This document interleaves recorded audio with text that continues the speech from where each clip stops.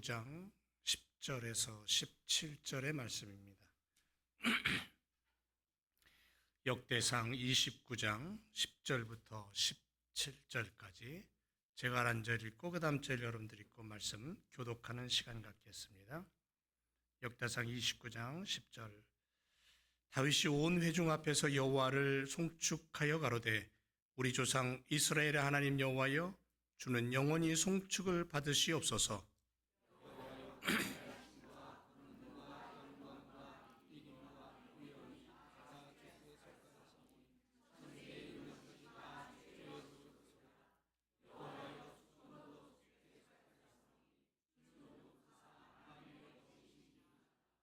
부와 귀가 주께로 말미암고 또 주는 만유의 주제가 되사 손에 권세와 능력이 있사오니 모든 자를 크게 하심과 강하게 하심이 주의 손에 있나이다.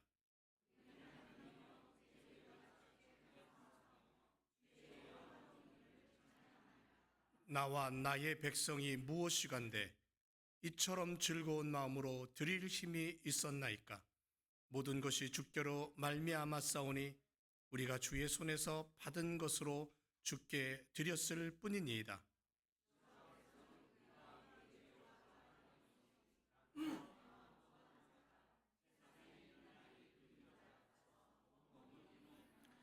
우리 하나님 여호와여, 우리가 주의 거룩한 이름을 위하여 전을 건축하려고 미리 저축한 이 모든 물건이 다 주의 손에서 왔사오니 다 주의 것이니이다. 나의 하나님이여, 주께서 마음을 감찰하시고 정직을 기뻐하시는 줄 내가 아나이다. 내가 정직한 마음으로 이 모든 것을 즐거이 드렸사오며 이제 내가 또 여기 있는 주의 백성이 주께 즐거이 드리는 것을 보오니 심히 기쁘도소이다. 아멘. 할렐루야. 우리 옆에 분과 한번 인사할까요? 주님의 이름으로 반갑습니다. 환영합니다.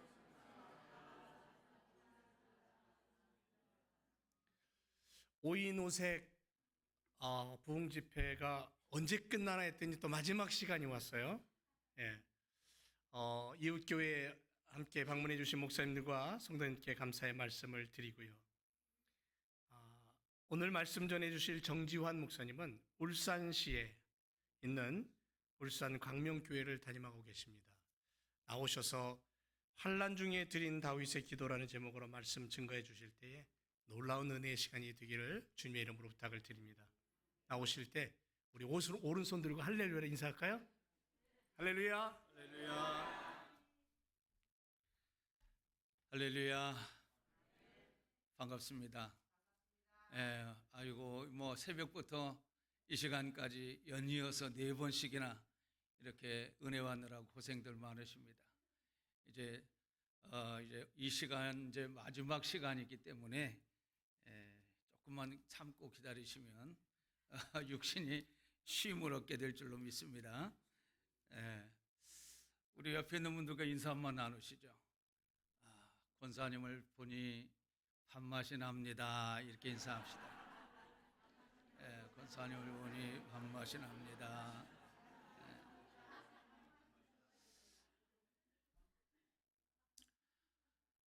저는 울산에서 목회하고 있습니다.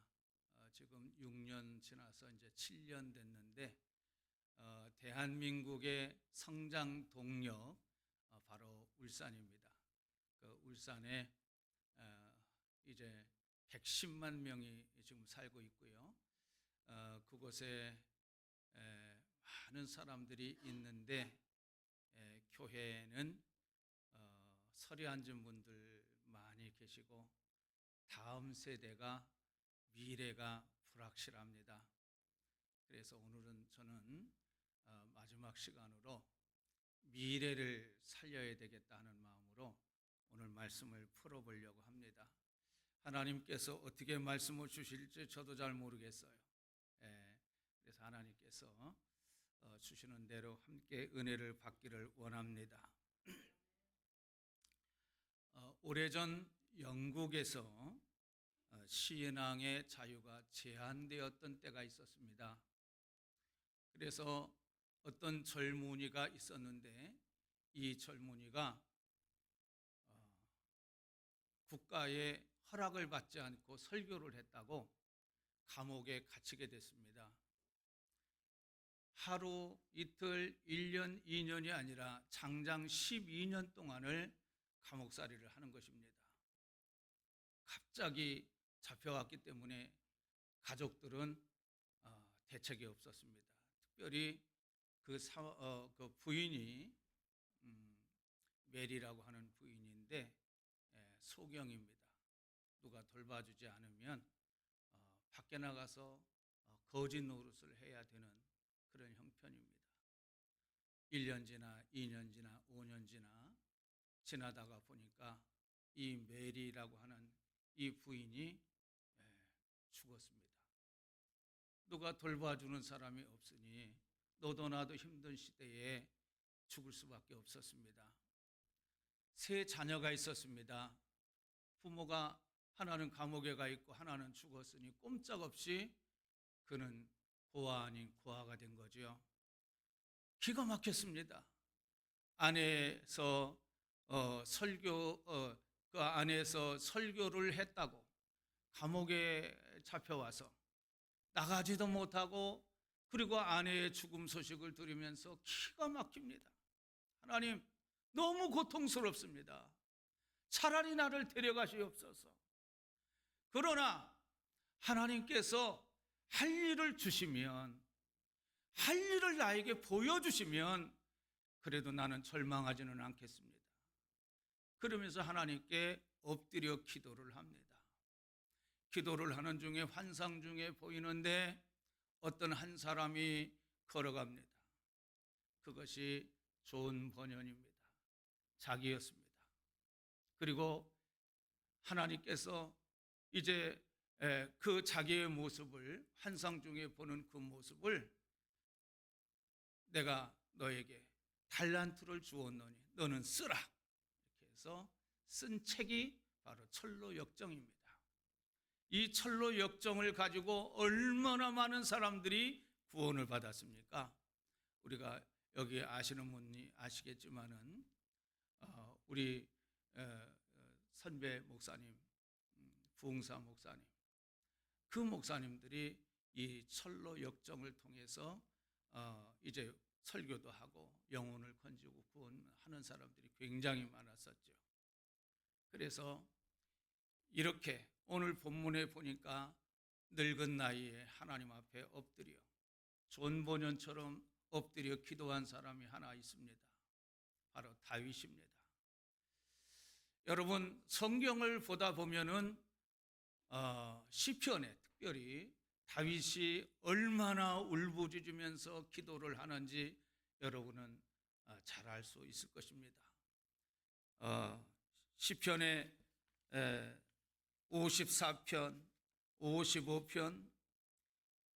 55편 같은 경우에 내가 비둘기같이 날개가 있다면 얼마나 좋을까? 내가 멀리 날아가서 안식하리로다. 얼마나 힘들었으면 이런 시를 지었을까요? 57편에는 그가 사울을 피해 굴로 도망하여 지은 시, 이런 말씀이 있어요. 58절에는 다윗이 고난과 역경을 벗어나기 위해서 몸부림치며 지은 시, 이런 또 제목이 나와 있어요. 그가 여러분이 잘 아시는 대로 다윗이 젊었을 때 17살에 블레셋과 싸울 때 골리앗을 물리치죠. 물맷돌 하나를 가지고 5개를 주어서 다 쓰지도 않고 정확히 1개를 물맷돌로 이렇게 던졌을 때 골리앗의 미간에 맞아서 즉사를 하죠.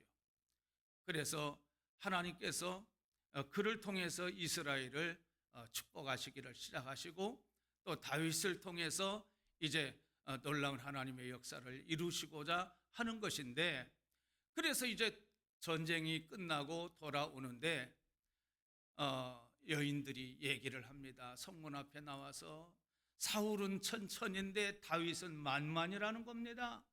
그게 진실이잖아요. 그게 진리고 사실인데, 근데 그 진리를 존중을 하면 얼마나 좋아요. 그런데 그 존중을 하는 것이 아니고 죽여버려야 되겠다, 이렇게 생각을 하는 것입니다. 그래서 다윗을 죽이기로 작정을 하고 화살을 던지고 창을 던지고 이래가지고 이제 다윗이 숨어서 들어가요. 그래서 나중에는 굴을 찾아다니면서 도망다니고 이렇게 합니다. 늙어서는 자기 아들 압살롬을 통해서 도망다니고요, 왕을 찬탈하기 위해서 자기 아들이 아버지의 왕권을 차지하기 위해서 아버지를 죽이려고 쫓아다닙니다. 기가 막혀요. 그때 성경을 보면은 신발도 신지 않고 불이 나게 허겁지겁 도망가는 그 모습이 성경에 나와 있습니다. 얼마나 참 기가 막힙니까? 여러분, 그런데 오늘 성경에 보니까 늦은 나이에 다윗이 여러분, 이 블레셋이라고 하는 곳에 가서 살기 위해서 왕인데도 불구하고 다윗은 극적극적거리면서 침을 흘리면서 수염에 침을 흘리면서 살겠다고 미친 짓까지 하는 다윗의 모습, 여러분들 다 기억하시죠? 그랬습니다. 오로지 하나님께서 그를 연단을 하시는데, 기도하면 응답을 주시잖아요. 그럼 하나님께서 외적인 건설을 하시는 거죠. 그런데 고난을 주셔요. 그런 내적인 건설을 하시는 겁니다. 사람의 인격을 변화시키고 사람의 신앙을 변화시키고 더욱 단단하게 다지게 하고, 그래서 그를 강한 사람으로 만들기 위해서 다른 사람보다도 엄청나게 많은 고난과 연단을 경험하게 했던 사람이 바로 다윗이었습니다. 그런데 다윗의 말년도 결코 순탄치만은 않았습니다. 다윗은 주 앞에 엎드립니다. 그리고 좋은 번연과 똑같은 기도를 해요. 그때 하나님께서 다윗의 마음속에 성전 건축에 대한 열망을 주십니다. 그러나 하나님은 이미 다윗 왕을 통해서 성전을 짓지 않겠다, 너는 피를 너무 많이 흘렸어, 그러므로 너를 통해서는 하나님 앞에 성전을 지을 수가 없다, 이렇게 말하고 그의 후손, 그의 자손, 그 솔로몬을 통해서 이제 성전을 지으려고 이제 마음을 다시 고쳐 먹습니다. 그래서 성전을 솔로몬을 통해서 성전을 세워진다면 그 성전을 통해서 하나님을 예비하고 민족을 바로 세우겠다 하는 이런 소망을 가지게 됩니다. 그는 성전 건축 준비 운동을 시작합니다. 그런데 이 운동을 시작할 때 그때가 개인적으로나 민족적으로 아주 어려운 시기였다고 성경은 말하고 있어요. 그런데 이 운동을 시작한 그때가 아주 환란의 때였습니다. 그래서 역대상 22장 14절 첫 부분에서 환란 중에 여호와의 전을 위하여 라고 아주 어려운 때에 하나님의 전을 위하여 짓겠다고 하는 그런 건축하기를 위해서 준비하기를 시작하는 거죠. 그래서 자기는 어차피 건축을 할 수는 없으니까 자기 아들을 통해서 이제 건축을 하게 할 텐데, 그런데 그 아들이 무리 없이 건축을 할 수 있도록 준비를 착실하게 하는 모습을 그 아버지가 보여주고 있습니다. 그때 먼저 그는 하나님의 백성들에게 이렇게 호소를 합니다. 금, 은 그릇을 만들며 장인의 손으로 하는 모든 일에 쓰게 하였노니 오늘 누가 즐거이 손에 채워 여호와께 드리겠느냐, 이렇게 5절에 말씀을 하고요. 9절에 보면은 백성들은 자원하여 드렸으므로 기뻐하였으니 곧 그들이 성심으로 여호와께 자원하여 드렸으므로 다윗 왕도 심히 기뻐하니라, 이렇게 말씀하고 있어요. 이 건축 사역이 시작되는, 그리고 준비가 계속되는 과정을 성경이 묘사하면서 계속 강조하는 단어 하나가 특별히 우리 눈에 들어옵니다. 뭐냐면 기쁨으로 드렸다 하는 말씀을 하고 있어요. 다윗은 기쁘게 드리도록 호소를 했고요, 백성은 기쁘게 응답해서 헌신을 했습니다. 부담스러워하지 않고 즐거운 마음으로 드렸습니다. 그리고 이렇게 즐겁게 주 앞에 바치는 백성들을 바라보면서 다윗은 감격을 이기지 못해서 주님을 향해서 감사드리는 기도를 드리는 그런 장면이 오늘 본문에 있는 말씀이에요. 환난 중에도 건축 운동을 시작하면서 주 앞에 기쁨으로 드렸던 백성들, 그들을 보면서 다윗이 하나님 앞에 드린 감사 기도문, 그 기도문을 기뻐하면서 쓰는, 그리고 고마워하면서 쓰는 그런 본문의 오늘 본문의 내용인데 참 은혜롭지 않을 수가 없습니다. 이 백성들이 환난 중에도 즐겁게 헌신할 수 있었던 이유가 있었어요. 첫째는 모든 소유가 하나님의 소유임을 철저히 깨달았기 때문입니다. 내 삶에 대한 하나님의 주권, 내 소유에 대한 하나님의 소유권을 겸손히 인정하면서 환난 중에 주께 드린 백성들을 생각하며 다윗의 감사 기도를 한번 들어보세요. 13절에 이렇게 말하고 있어요. 나와 내 백성이 무엇이간데 이처럼 즐거운 마음으로 드릴 힘이 있었나이까.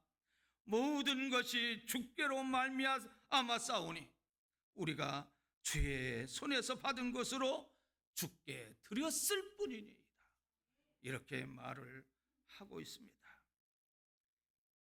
또 두 번째는 존재의 순간성을 인식했기 때문입니다.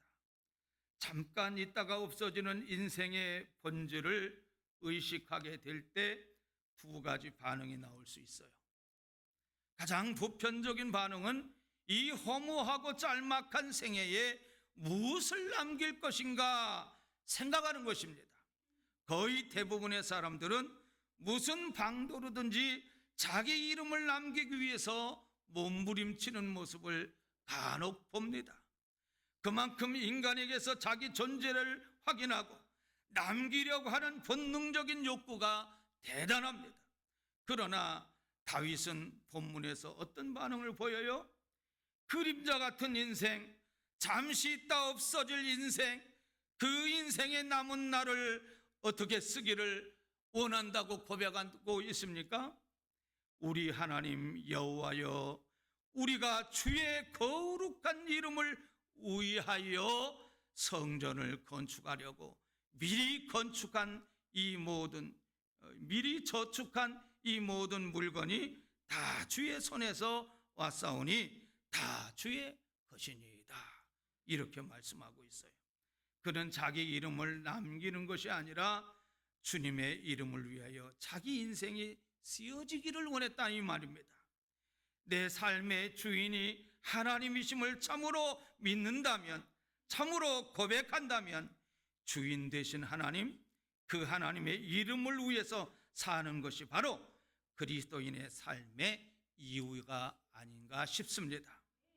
하나님의 영광을 위하여, 하나님의 이름을 위하여 사는 그런 삶을 살게 되기를 예수님의 이름으로 축원합니다. 세 번째로 가치 있는 꿈이 있었기 때문입니다. 성전 건축에서 중요한 것은 건물이 아닙니다. 건물은 별로 의미가 없습니다. 여기 하나님의 임재가 없다면, 그리고 하나님이 기뻐하시는 일이 없다면 건물은 아무 의미가 없다고 생각이 됩니다. 이 건물 안에서 이루어질 일들이 얼마나 가치 있느냐, 이것이 중요하다고 생각이 되어집니다. 다윗은 어디에 더 큰 관심이 있었을까요? 성전 건축에 대한 다윗의 진정한 동기를 발견하기 위해서 역대상 22장으로 잠깐 돌아가 볼 필요가 있는데요, 아들 솔로몬을 향한 유언 같은 말을 하고 있어요. 이제 내 아들아, 여호와께서 너와 함께 계시기를 원하며 내가 형통하여 여호와께서 내게 대하여 말씀하신 대로 내 하나님 여호와의 성전을 건축하며 여호와께서 내게 지혜와 총명을 주사 내게 이스라엘을 다스리게 하시고 내 하나님 여호와의 율법을 지키게 하시기를 원하노라. 11절 12절에 이렇게 말씀하고 있어요. 여기 중요한 구절이 있습니다.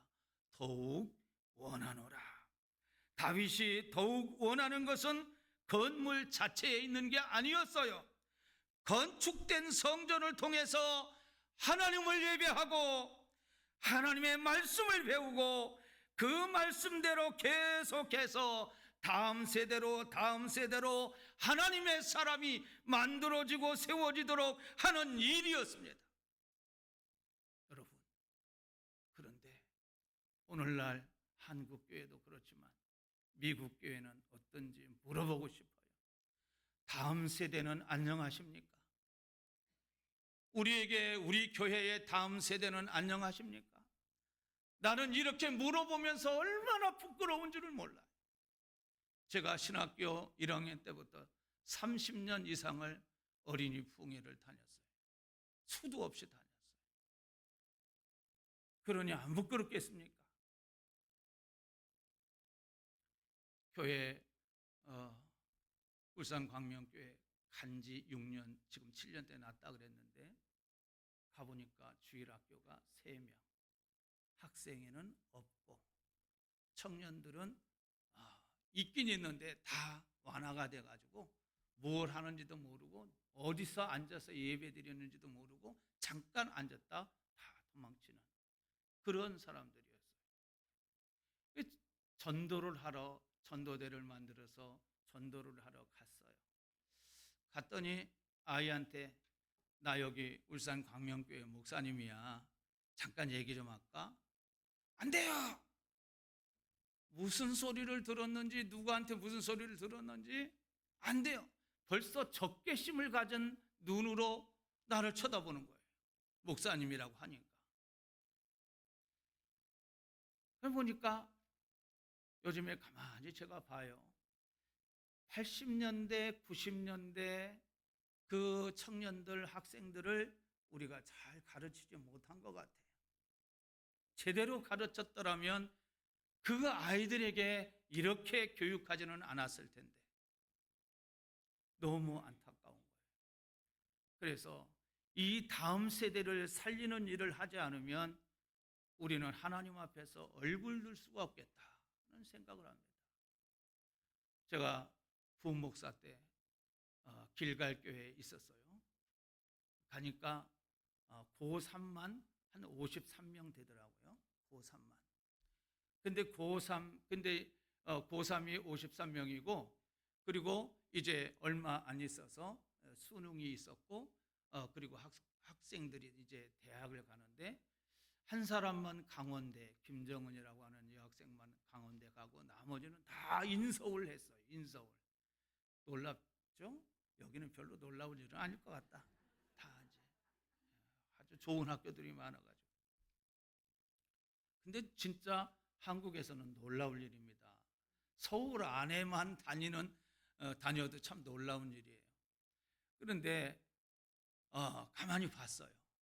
이거 참 특별하다, 특이하다, 깜짝 놀랄 일인데 왜 학생들이 이렇게 많고 고3만 이렇게 많고 그래 대학을 가는데 떨어지는 사람들이 부지기수인데 어떻게 얘들은 좋은 학교로 그리고 서울 안으로 경찰대도 가고 서울대도 가고 연고대도 가고 뭐 이렇게 가는가 봤더니 거기 엄마들에게 그리고 선후배들에게 기도가 있었어요.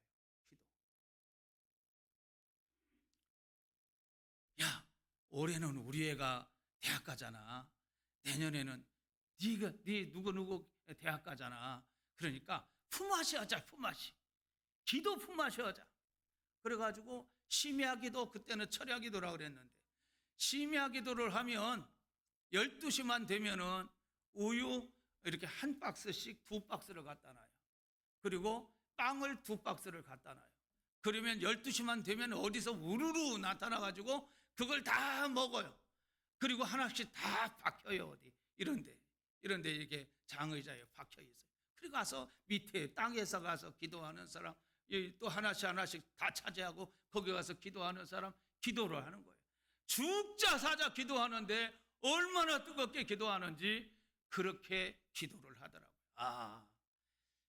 부흥하는 것만 기도가 아니고 문제가 있을 때 하나님 앞에 기도하는 것이 아니고 이렇게 대학생 고3들이 대학에 갈 때도 이렇게 기도하는구나 이런 생각을 하게 됐어요. 그러면서 가만히 봤더니 그게 전통으로 남아 있는 거예요. 품앗이 기도. 계속해서 기도를 해주고 그러니까 이제 학생들이 많아지더라고요. 그리고 정광희 집사님이라고 지금은 이제 신학교 가가지고 이제 목사님을 하고 계시는데 다리를 쓰지 못해요. 누가 움직여서 휠체어에다 이렇게 앉혀주고 또 움직여서 이렇게 데려오고 안아서 교회 안에까지 데려오고 늘 그랬던 사람인데 그 정광이라고 하는 선생이 있었어요. 근데 이 정광이라고 하는 선생이 아파트에 사는데 그 아파트는 문을 언제든지 장치를 놔요. 늘 열어놔요. 밤 12시, 1시, 새벽 언제든지 가도 그 선생님은 다 오케이. 누구든지 급하게 울고 불고 걱정하고 근심하고 하면서도 그 선생님을 찾아가면 다 열어주고 그날 밤에 기도하고 남자들은 재워주고 이렇게 하면서 상담을 하는 것을 봤어요. 친구가 있고 이제 대화의 문이 있더라고요.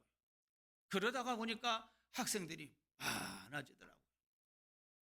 청년들이 1청년, 2청년이 있었고요. 또 학생들이 이제 한 200여 명 있었던 것 같아요. 제 생각으로. 중등부 100명, 고등부 100명. 이렇게 많았던 학생들이 제가 떠나고 이제 나중에 물어봤는데 거기도 역시 지금 우리와 똑같아요. 거의 비슷해요. 여러분의 교회는 어떠세요? 미래가 안녕하세요? 여호수아가 죽고 다음 세대들에게 하나님을 가르쳐 주지 않았을 때 그 다음 세대는 다른 세대가 되어버렸어요. 하나님을 전혀 몰랐어요. 그래서 자기의 소견대로 했다고 그랬어요. 자기의 소견대로. 여러분, 오늘날 우리 학생들, 우리 청년들의 소견이 어떤 줄 알아요? 여러분, 여기 미국에서는 어떤지 모르겠네요. 한국에서 결혼식을 갑니다. 결혼식을 가면은 아담과 하와를 처음 만들어 놓고 이제 하나님께서 결혼 주례를 했어요 하는 얘기가 결혼 주례 내용이 있어요, 성경에. 그런데 요즘에는 결혼 주례사 없어요. 왜냐? 결혼 주례하는 사람이 없기 때문에. 여기는 결혼 주례 목사님들이 하세요? 하세요?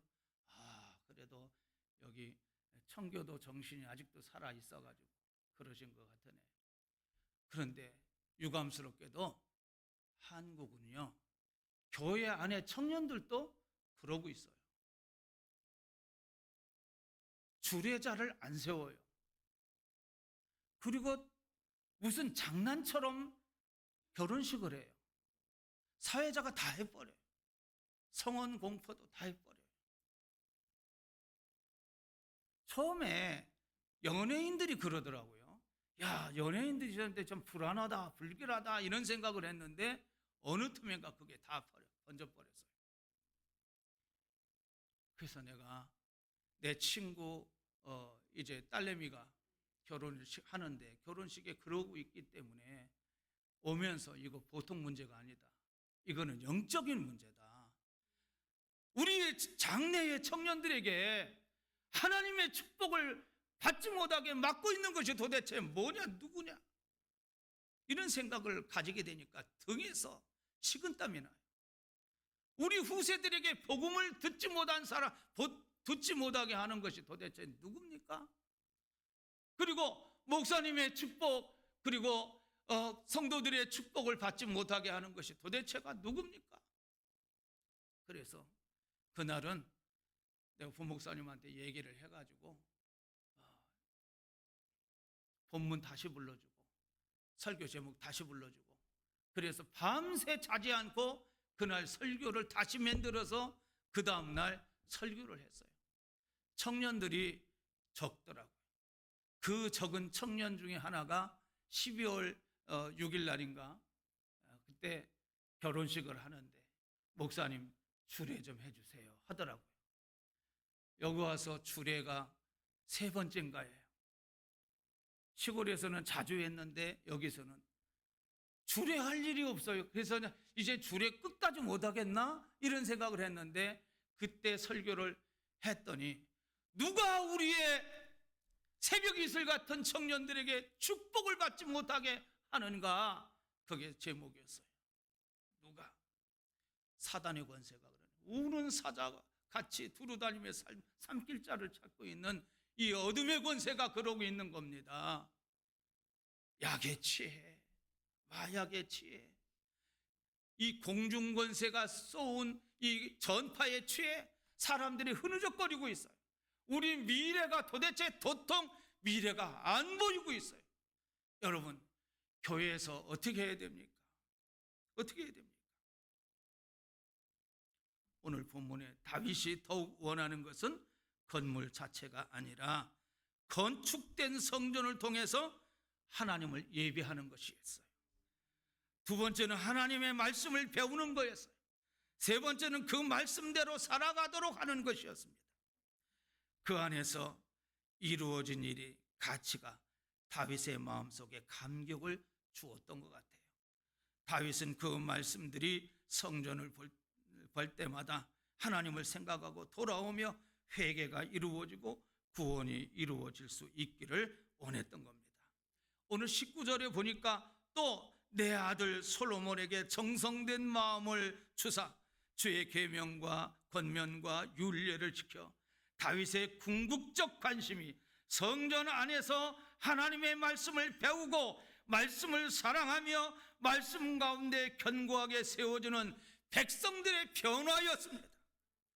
다윗이 마음속에 기대하던 바가 그랬기에 이 가치 있는 꿈, 가치 있는 비전을 위해서 백성들을 환난 가운데서도 그들의 생애 속에 하나님의 주신 축복을 즐겁게 주님 앞에 드릴 수가 있었던 것입니다. 모든 위대한 꿈, 위대한 비전을 성취한 배후에는 꼭 희생이 있어요. 희생이 없는 게 없어요. 여러분 자녀들 정말 어제 오늘인가 사모님 중에 한 분이 자녀 교육, 자녀 얘기만 하면은 눈물이 난다고 하더라고요. 그만큼 남모르는 헌신, 희생을 했기 때문이에요. 그 가정, 자녀들 누구누구라고 얘기는 안 했지만 정말로 하나님이 잘 키워주셨어요. 목사님들 또 사모님도 그렇게 잘 키웠죠. 나는 은근히 그랬어요. 걱정이었어요. 우리 다 둘 날 때 그 친구는 넷 낳더라고요. 그런데 하나님이요 다 키워줘요. 장학금으로 학교 다니게 하지, 또 뭡니까 사관학교, 육군사관학교 가가지고 국가에서 다 가르쳐주게 하지, 그리고 다 장학생으로 공부를 하게 하고 이렇게 하더라고요. 쓸데없는 걱정이었어요. 그런데 하나님이요, 아까 그 친구가 얘기하는데 걱정 없다는 거예요. 나중에 은퇴하더라도 걱정이 없다는 거예요. 하나님이 다 먹여주고 입혀줄 때 뭐가 걱정이야. 참 대단한 믿음이에요. 믿음대로 될 줄 믿습니다. 어쨌든 희생이 없이는 어느 것도 열매가 없는 것입니다. 희생이 없이는 열매가 없어요. 대가의 지불 없이 비전이 성취된 경우는 역사 가운데 그 사례를 찾아볼 수가 없습니다. 모든 위대한 것, 모든 가치 있는 것, 모든 보람 있는 사역 배후에는 눈물과 희생과 땀이 있는 것입니다. 살아있는 교회는 요구하는 것이 있습니다. 성장하는 교회는 요구하는 것이 있습니다. 꿈이 있는 교회는 요구하는 것이 있어요. 하지만 성장을 중단해버리고 꿈을 잃어버린 교회는 더 이상 아무것도 요구하지 않습니다. 현상 유지만 하면 되기 때문입니다. 그러나 비전을 가지고 꿈을 가지고 살아있는 교회는 자꾸 요구합니다. 일을 하게 합니다. 그러므로 인해서 하나님께 상급을 받도록 하게 하는 것입니다. 저는 감히 위대한 내일의 비전을 위해서 이 땅의 역사를 바꾸는 하나님 나라와 복음의 위대한 도전을 위해서 다윗 시대 하나님의 백성들이 환난 중에도 즐거움과 기쁨으로 주 앞에 자기들의 소유를 드렸을 때 했던 다윗의 고백을 본받고 싶은 것입니다. 사랑하는 여러분, 짧은 인생길입니다. 우리가 이 땅에 무엇을 남기고 갈 수가 있겠습니까? 덧없는 욕심을 버리고 하나님 나라와 그 비전의 실현을 위해서 즐겁고 기쁘게 우리의 자신을 바치는 그런 성도들이 되어야 하지 않겠습니까? 사랑하는 여러분, 우리가 희생해야 됩니다. 열매를 거둬야 되거든요. 거두려면 뿌려야죠, 가꿔야죠, 희생해야죠, 땀을 흘려야 됩니다. 여러분은 오늘 다윗이 껍데기 성전을 말하는 것이 아니에요. 그 안에서 키워져 나가는 다음 세대들이 하나님의 사람으로 바르게 키워지기를 바라는 것 때문에 성전 건축을 했다고, 그렇게 준비했다고 성경은 말씀하고 있는 것입니다. 우리의 후손들을 위해서 우리가 90년대면 우리 자녀들이 지금 나이가 90년대거든요. 92년도인데 그때도 아이들이 많지는 않았지만 또 80년대 그때 사람들에게 조금 더 복음을 제시하고 조금 더 교회에서 말씀을 뿌리고 그리고 물질적으로도 이렇게 투자를 하고 했었으면 오늘날 가서 교회 안 나가요 이런 소리를 안 듣지 않을까. 그래서 요즘에는 아무리 전도해도 교회를 안 나와요. 캡슐 속에 있는 것 같아. 캡슐 속에. 엄마가 아침에 일어나면은 야 학교 가자. 학교에 데려다줘요. 학교 끝나면 이제 학원 데려다줘요. 학원 몇 개 끝나고 그리고 자기 집으로 데려가요. 언제 애들을 볼 수가 있어야죠. 전도할 수 있는 기회가 없어요.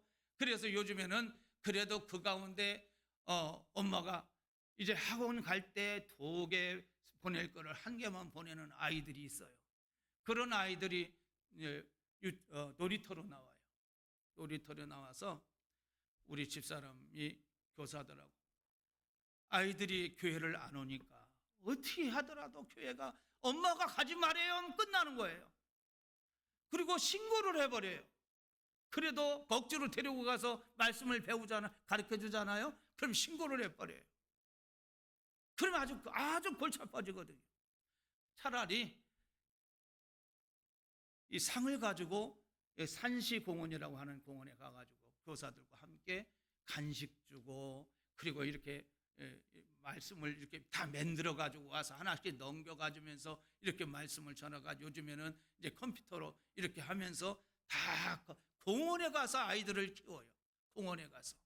그런데 지금 2년 동안 키웠나? 그런데 그래서 그렇게 하고 그래도 주일학교는 아직도 이제 학생회로 올라갔어요. 그러니까 학생회도 거기서 끝나면 안 되겠다 싶어가지고 한 학기에 20만 원씩 학생들 중학생도 마찬가지고 고등학생도 마찬가지고 20만 원씩 장학금을 주게 됐어요. 그래서 이제 1년이면 40만 원이죠. 그래서 장학금을 주니까 아이들이 안 가고 말씀을 잘 듣고 주일 성수도 잘하고 이러더라고요. 그래가지고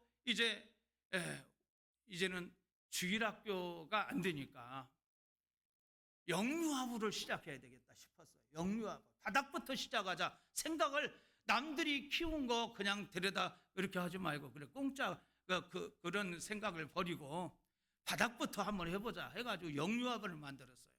이 영유아반이 이제 계속 하는데 아이들이 이제 복음을 듣고 하는데 잘한다고 그래요. 그래서 영유아반이 5명이 그동안에 했었는데 지난번에 산시공원에 가서 복음을 전했는데 그 아이 2명이 왔대요. 영유아반에 어떻게 왔는지 왔대요. 그래서 그 아이를 다시 복음을 전하고 잘 가르치고 지극정성입니다. 어른보다도 아이들을 정성을 다해서 아이들을 키우고 있습니다. 여러분, 미래 세대를 우리가 키워야 됩니다. 그것을 땀을 흘리지 않으면 안 됩니다. 사랑하는 여러분, 우리 교회도 그렇고요, 여러분의 교회도 그렇고, 미래 세대를 키우기 위해서 우리가 땀을 흘리고 기쁨으로 헌신하고 기쁨으로 하나님께 드릴 수 있는 그런 역사가 있기를 바라요. 물질을 드리라는 게 아니에요. 정성을 드리고요, 말씀을 드리고요, 그리고 기도를 좀 드려주세요.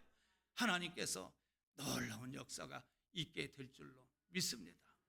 이제 미래 세대를 전혀 다른 세대로 키우지 말고 하나님의 사람으로 키워내는 다윗의 열망 있는 마지막 죽기 전에 그가 하나님의 성전에서 다음 세대들이 하나님을 잘 예배하고 잘 말씀으로 배워서 하나님의 율례를 잘 지키는 그런 것을 꿈꿨던 것을 기억하면서 우리 교회들도 우리 다음 세대, 미래 세대를 키우는 일에 최선을 다하는 저와 여러분의 삶이 되어지기를 예수님의 이름으로 축원합니다. 기도합니다.